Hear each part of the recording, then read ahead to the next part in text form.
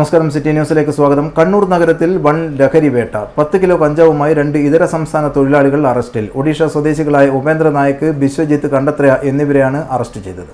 Excise squad അംഗം ഗണേഷ് ബാബു PVക്ക് ലഭിച്ച രഹസ്യവിവരത്തിന്റെ അടിസ്ഥാനത്തിൽ കണ്ണൂരിലെ സ്വകാര്യ ടൂറിസ്റ്റ് ഹോമിൽ നടത്തിയ പരിശോധനയിൽ വിൽപ്പനക്കായി സൂക്ഷിച്ച 10 കിലോഗ്രാം കഞ്ചാവാണ് പിടികൂടിയത്. കണ്ണൂർ സർക്കിൾ ഓഫീസിലെ സർക്കിൾ ഇൻസ്പെക്ടർ അരുൺ അശോകിന്റെ നേതൃത്വത്തിലാണ് പരിശോധന നടത്തിയത്. ഒഡീഷ സ്വദേശികളായ ഉപേന്ദ്ര നായക്, ബിശ്വജിത്ത് കണ്ടത്രയ എന്നിവരെയാണ് അറസ്റ്റ് ചെയ്തത്. ഒഡീഷയിൽ നിന്നും വൻതോതിൽ കഞ്ചാവ് കേരളത്തിൽ എത്തിച്ച് വിൽപ്പന നടത്തുന്ന സംഘത്തിൽപ്പെട്ടവരാണ് പിടിയിലായത്.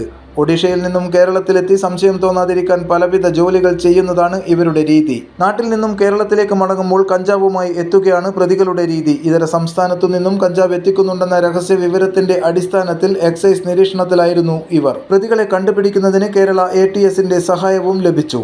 അസിസ്റ്റന്റ് ഇൻസ്പെക്ടർമാരായ Santhosh Thoonoli, Anilkumar PK, Abdul Nasar RP, Purushothaman C, preventive officer ഗ്രേഡ്മാരായ Vinod MC, Suhail PP, Jaleesh P, assistant excise inspector driver Ajith C, Pradeepan, civil excise ഓഫീസർമാരായ അജ്മൽ, ഫസൽ എന്നിവരാണ് എക്സൈസ് സംഘത്തിൽ ഉണ്ടായിരുന്നത്. പ്രതികളെ കണ്ണൂർ JFCM 1 കോടതിയിൽ ഹാജരാക്കും. തുടർ നടപടികൾ വടകര NDPS കോടതിയിൽ നടക്കും. News desk, city news.